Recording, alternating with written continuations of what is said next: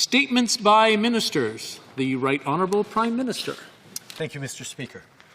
On February 18th, 1943, Squadron Leader Alfred Brenner of Toronto was flying off the coast of the Netherlands when he and his crew spotted an enemy convoy consisting of 5 destroyers. Rather than peeling away and calling for reinforcements, Squadron Leader Brenner attacked low over the waves, dropping a torpedo that successfully hit a 5,000-ton enemy vessel. Facing heavy fire, their plane was shot down, but not before they sent an SOS. Alone in dangerous waters, with a life raft and few resources, Alfred and his crew sent another call for rescue by sending a messenger pigeon that they had taken from their aircraft. After 2 long days at sea, Allied forces picked them up in a daring rescue mission. For his bravery, Squadron Leader Brenner received Britain's Distinguished Flying Cross. In the face of danger, Alfred and his crew chose to be brave. They chose to put their own lives on the line for the greater good. It's no wonder his citation reads, "This officer has displayed the greatest keenness and devotion to duty." En ce début de la semaine des vétérans, nous nous souvenons des héros comme le commandant d'aviation Brenner, dont les actions reflètent le courage de tant de femmes et d'hommes en uniforme. Nous rendons hommage à tous ceux et celles qui ont risqué leur vie pour notre liberté, incluant les 8 courageux membres des Forces armées canadiennes qui ont perdu la vie dans l'exercice de leurs fonctions cette année. Nous honorons leur mémoire et jamais nous ne les oublierons. Monsieur le Président, à l'occasion du 75e anniversaire de la fin de la Deuxième Guerre mondiale, nous reconnaissons la chance que nous avons de vivre dans un pays comme le nôtre, grâce au sacrifice, au service et à la ténacité des gens qui ont vécu cette terrible guerre. Ils ont enduré la perte de frères, de sœurs et d'amis, mais malgré tout, ils ont trouvé de l'espoir et de la compassion les uns dans les autres. Au cours des décennies, ils ont continué de paver le chemin pour bâtir un monde meilleur et pour servir le bien commun. Et c'est ce même sens du devoir et du sacrifice qui a aussi conduit nos forces armées à participer à de multiples missions de maintien de la paix, notamment en Corée et en Afghanistan. Quand nous avons besoin d'eux, nos femmes et nos hommes en uniforme sont toujours prêts à se porter au secours des autres. Récemment, ils ont fait preuve d'altruisme en protégeant et en aidant nos citoyens les plus vulnérables, nos personnes âgées, dans les établissements de soins de longue durée. Monsieur le Président, leurs gestes et leur dévouement à l'égard des valeurs canadiennes sont le reflet de ce que nous avons de meilleur à offrir. Our veterans served Canada with honor and valor right across this country and all around the world. They stepped up for us, and now it's time for us to do the same for them. We don't need to wonder how we will rise to the moment because we need only look around Canada to see the answer. We see it in young people getting groceries for older veterans to keep them safe. We see it in frontline workers who, after hours of standing on tired feet, never give up as they care for our parents and grandparents, the last members of the greatest generation. We've seen it in the crew of the HMCS Fredericton and the members of the Snowbirds, brave women and men who, even after tragedy, continued to show us what service and sacrifice means. En cette semaine des vétérans, pensons à ceux qui ont servi avec honneur et courage. Laissons-nous inspirer par les idéaux qu'ils avaient à cœur et contribuons tous, ensemble, à bâtir avec eux un monde meilleur. Merci, Monsieur le Président.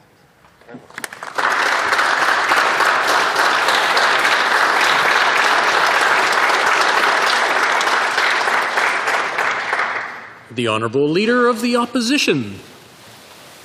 Mr. Speaker, it's an honour for me to rise today as both a veteran of the Canadian Armed Forces and as a parliamentarian, to speak for a moment about Veterans Week and our collective duty to remember the service and sacrifice of our fellow citizens. En tant qu'ancien combattant et député, c'est un honneur pour moi de me lever en cette chambre pour parler d'un sujet qui me touche particulièrement. Je veux parler de la Semaine des vétérans et de notre devoir d'honorer le sacrifice de nos braves soldats.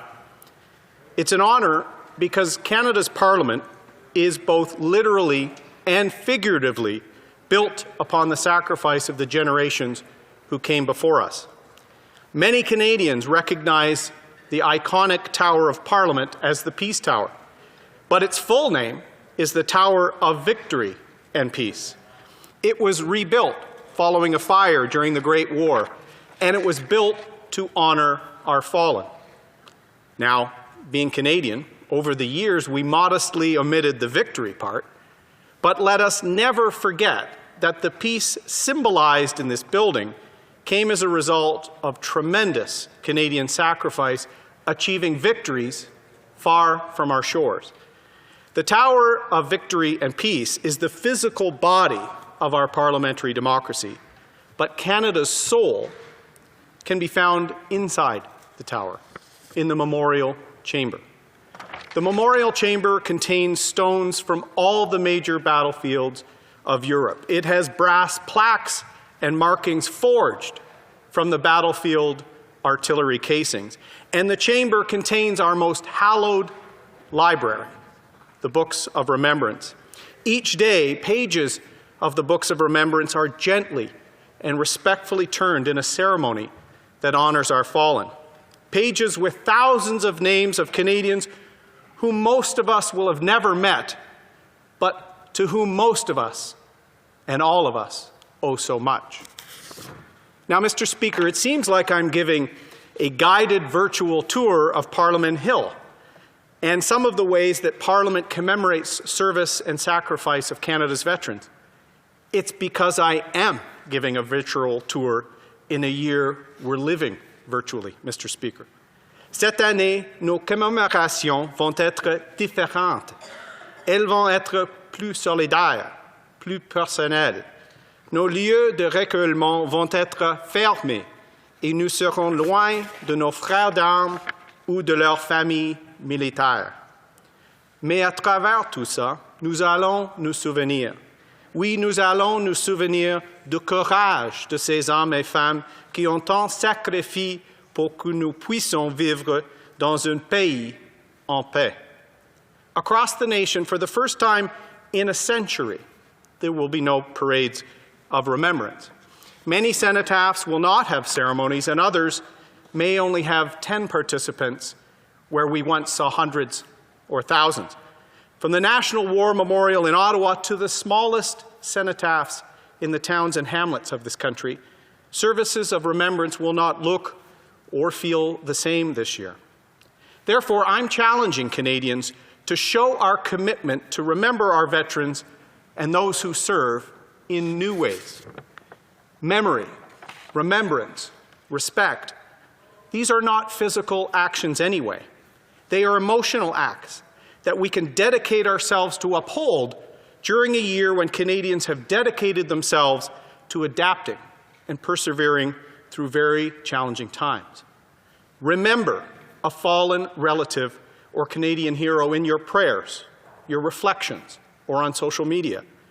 Respect the sacrifice of those who came before us by wearing a poppy, even if you will be the only person to see it. Learn about our history and our military heritage and the incredible stories of bravery of our men and women in uniform. And please think about the thousands of Canadians serving in uniform today, at home and abroad. They are serving for the same reasons Canadians have served for more than a century, because they believe in this country and what it represents. Today, I will use my remaining time to remember and honor one name in the Memorial Chamber that I think of each November 11th, and some other Canadians whose names will soon be inscribed on Canada's soul, our books of remembrance when it reopens after the pandemic. On page 214 in the Service of Canada lists the name of a young woman from Weyburn, Saskatchewan, who I met on my first full day in the military at boot camp in Chilliwack in 1991. Julianne Mackenzie was an exceptional Canadian and was loved by all who met her. A piper, a patriot. As a kid, Julianne dreamed of becoming a pilot, and that's exactly what she did. She became a great pilot. She served on Sea King helicopters before being posted to fly in the Griffin out of Goose Bay, Labrador. She was on a search and rescue mission on July 18, 2002, when her Griffin crashed. The crew in the back survived because of the dedicated actions of the pilots, of Julianne. While I can't physically view her name in the Book of Remembrance this week because of the pandemic, I can tell her story and make sure more Canadians learn the story of service and sacrifice of my friend Julianne Mackenzie. Memory is an emotion. It's not an action. We've lost Canadians to service during this pandemic, and while they're not yet in the memorial chamber, I can honor them in this chamber. Canadians remember, as the Prime Minister said, those who died in the tragic cyclone helicopter crash in the Mediterranean. Captain Maxime Morin de Trois-Rivières, Quebec. Captain Kevin Hagan from Nanaimo, British Columbia. Captain Brendan Ian MacDonald from New Glasgow, Nova Scotia. Sub-Lieutenant Abigail Cowbrough from Toronto, Ontario. Master Corporal Matthew Cousins from Guelph, Ontario. Sub-Lieutenant Matthew Pike from Truro, Nova Scotia. And tragedy struck when Canada's iconic snowbirds were performing Operation Inspiration across our country to lift our spirits. An accident led to the loss of Captain Jennifer Casey from Halifax, Nova Scotia. And just last week, Mr. Speaker, Canadians mourned the loss of Corporal James Choi from Vancouver, British Columbia. They shall grow not old, as that we are left grow old. Age shall not weary them, nor the years condemn. At the growing down of the sun, and in the morning, we will remember them.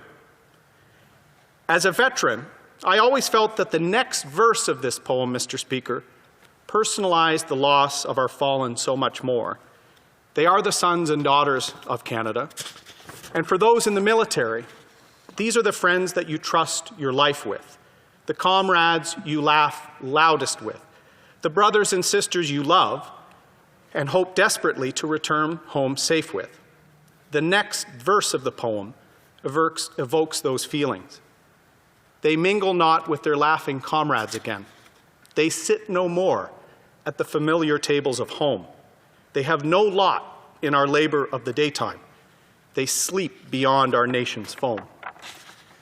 I know there are veterans across Canada who may be struggling with the invisible wounds of service during this unique Remembrance Week. I know that you may feel alone when you think of your laughing comrades. This pandemic has put a pause to the traditions that bind us. It has robbed us of our capacity to see our friends who suffer from operational stress injuries. I know that families feel hollow looking at the empty seat at their dinner table. Je sais qu'il y a des vétérans à travers le Canada qui souffrent des blessures invisibles de service. Je sais que plusieurs d'entre vous peuvent se soutenir seuls. Mais vous n'êtes jamais seuls. Nous sommes avec vous. Votre pays est avec vous. I want you to know you're not alone. You have a grateful nation with you. You have friends and comrades that want you to reach out. You have supports. You are loved, and we are all here for you. You're going to get through this week, just as our country is going to get through this pandemic.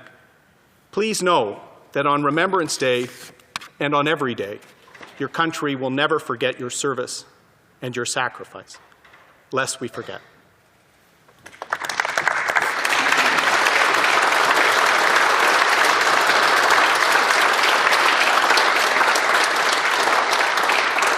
L'honorable député de Belleuil-Chambly.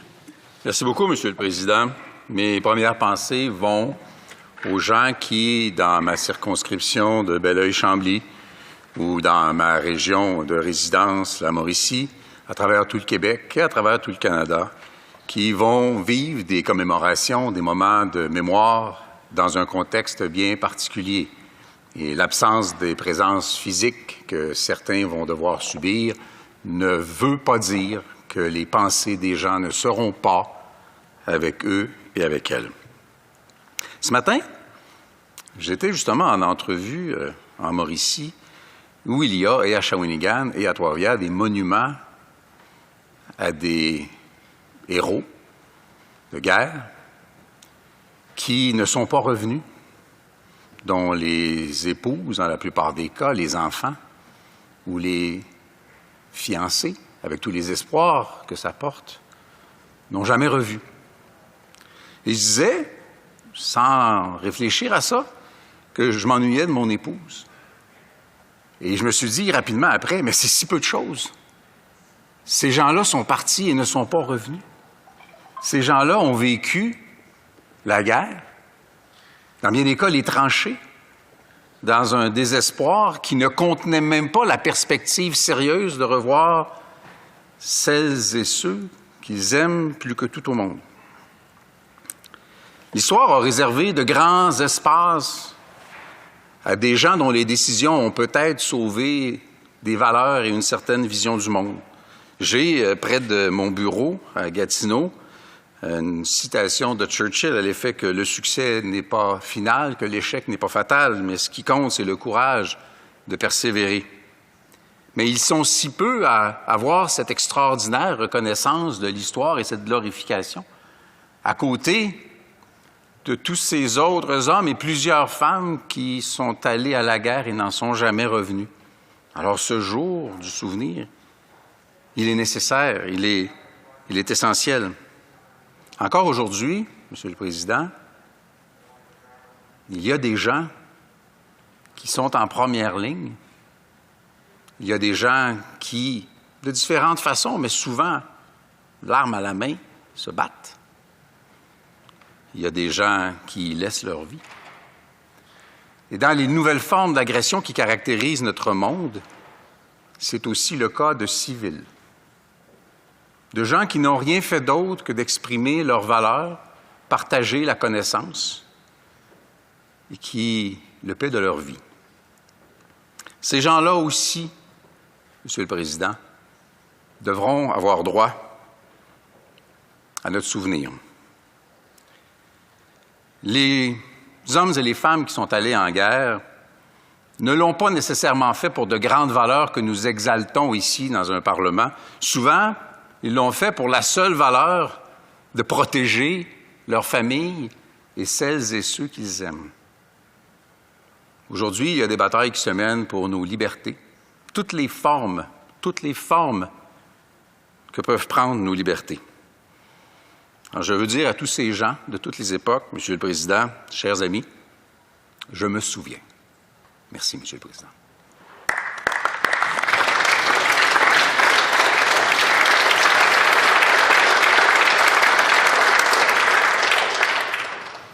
The honourable member for Burnaby South. Merci, Monsieur le Président. Cette année a été incroyablement difficile pour tant de gens. La COVID-19 a dévasté de nombreuses communautés à travers notre pays. Et dans de nombreuses régions, les Canadiennes et Canadiens vont passer ce qui sera probablement leur tout premier jour de souvenir chez eux plutôt qu'avec leurs voisins lors de cérémonies au cénotaphe local. This year has been incredibly difficult for so many Canadians. COVID-19 has devastated so many communities and so many people. And in many regions, as a result of COVID-19, Canadians are going to spend what is likely to be their first ever Remembrance Day at home instead of their local cenotaph with loved ones and neighbors and friends. These ceremonies are an important part of life. They're an important part of our community's civic life. They bring us together and remind us that in the end, what brings Canadians together is far more powerful than what divides us. This year, we'll be observing our moments of silence from home. That's going to be especially hard. And not just because we're all eager to reunite and connect with friends, family, and our neighbors, but because this day requires us to come together to remember people. And it's hard to do that when you're by yourself.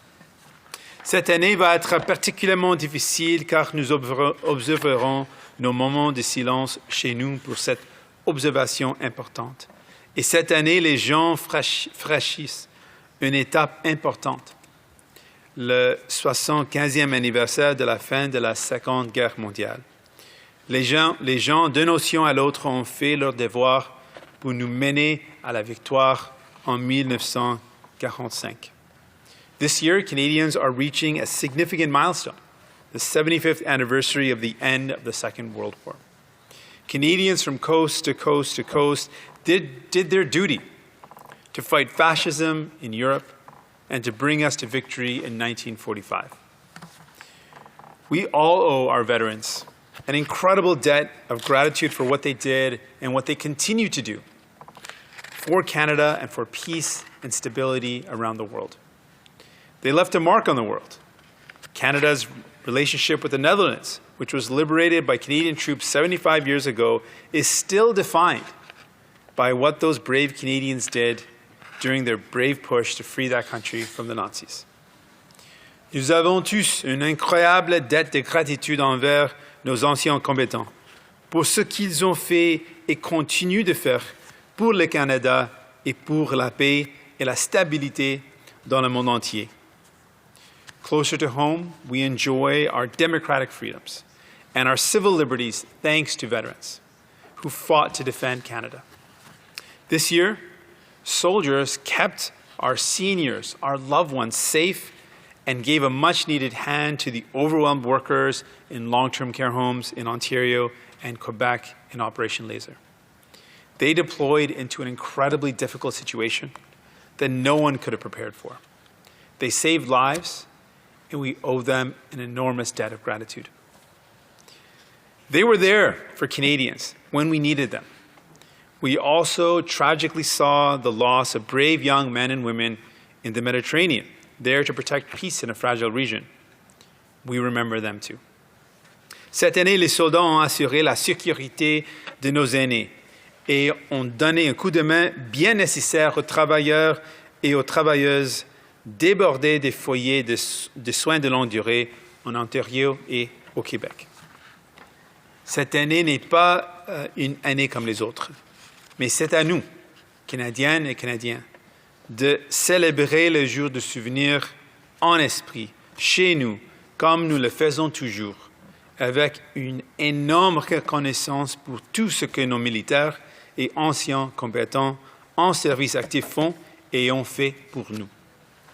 This year isn't like other years, but it is on us as Canadians to observe Remembrance Day in spirit from home, how we always do, with an enormous sense of appreciation and a gratitude for everything our active duty service members and veterans do and have done for us. I also want to mark the passage of National Aboriginal Veterans Day, just 3 days ago. Between 7,000 and 12,000 Indigenous people fought for Canada in world wars and in the Korean War. Canada has not always done right by Indigenous veterans. They fought courageously for this country and returned to discrimination, racism, and indifference to their service. That was wrong. They made the same sacrifice as the veterans who returned to heroes' welcomes. They well deserved. We still have a long road to walk with Indigenous people to make it right. To them, I say thank you. From these traditional lands, miigwech for your sacrifice and service. Canada can and will do better for your children and your grandchildren. On Remembrance Day, we mark the sacrifice made by veterans in serving their country in war. This year, we're able to also thank them for their service in peacetime as well. And I want to highlight the importance of our role as parliamentarians to ensure that when Canadian soldiers deploy to fight a war, that it is for a just cause, to protect lives and freedom, and to ensure that as often as possible, we push for peaceful resolutions of a problem on the global stage before we put them in harm's way. This is our sacred obligation to the men and women who fight for Canada.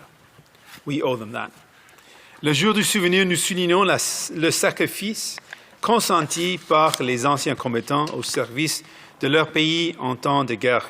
Et cette année, nous pouvons également les remercier pour leur service en temps de paix. Mais trop souvent, le Canada ne fait pas ce qu'il faut pour les anciens combattants. Que ce soit au niveau national ou international, les forces armées canadiennes nous défendent. Nous devons, en tant que parlementaires, les défendre aussi. Too often, Canada isn't doing right by veterans. They wait long wait times, denials, and other barriers to services and supports they need. This isn't or shouldn't be a partisan issue. We can always improve, and we will continue to make sure we do. Veterans need to know that Canadians have their back. Both nationally or internationally, the Canadian forces stand up for us. We must, as parliamentarians, stand up for them. Lest we forget, n'oublions jamais.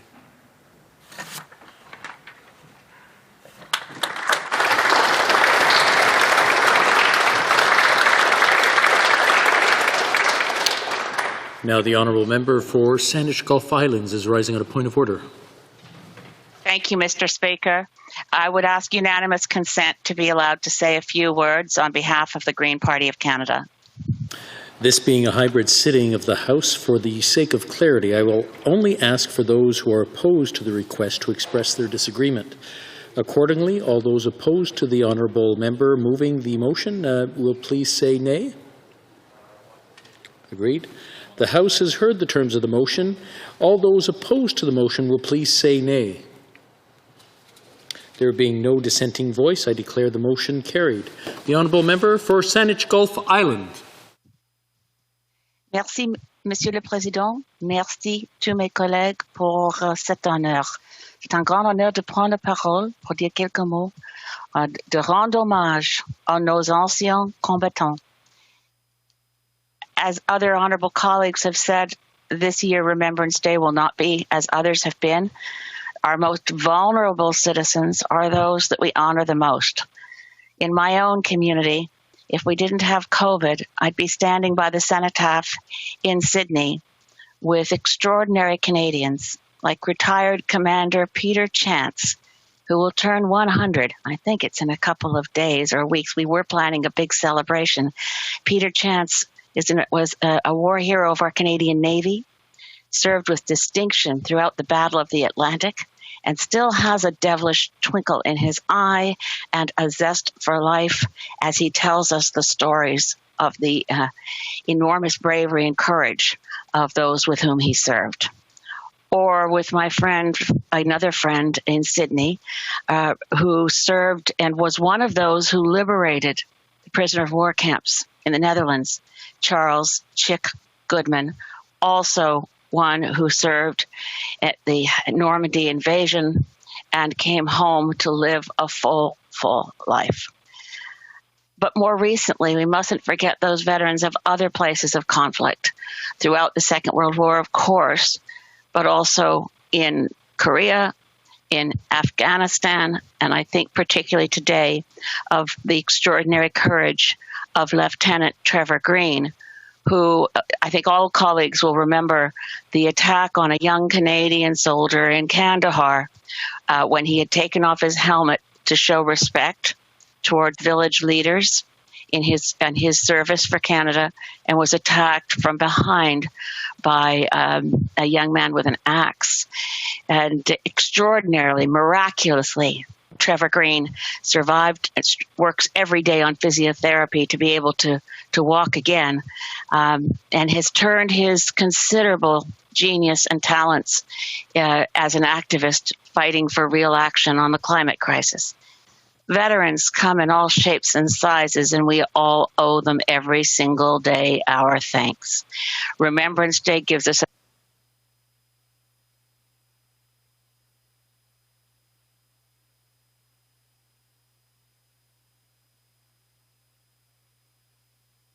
in order to honor our veterans and not forget their sacrifice and not forget why they sacrificed. The honorable leader of the official opposition reminded us so beautifully of the Book of Remembrance and of our Peace Tower, which is fully called, he's quite right, the Tower of Victory and Peace. But there were thoughts back in the day when that tower was being completed that it would be called the War Tower.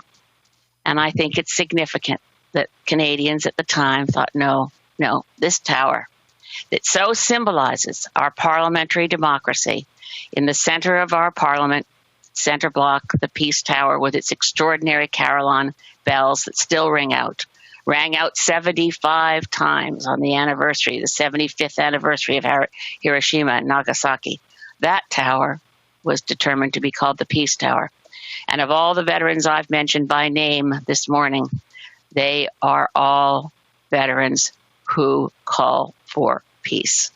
And we all must dedicate ourselves in the memory of all we lost and of the memory of so many of us, my dad, my uncle, they survived the war, but it was a whole generation that served and so many people who were lost, first in the First World War, then the Second World War, and on and on. We commit ourselves to war no more. At the going down of the sun and in the morning, we will remember them.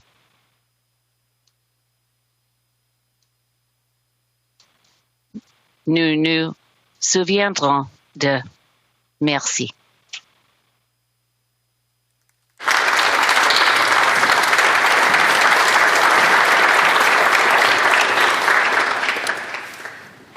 To mark the start of Veterans Week, I invite the House to rise and observe a moment of silence.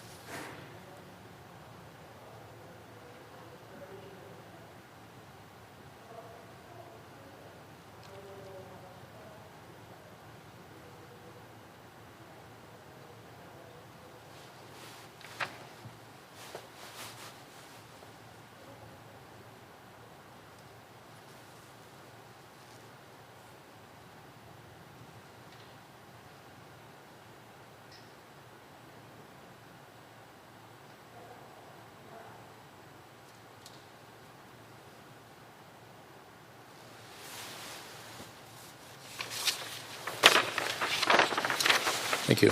Alors, order.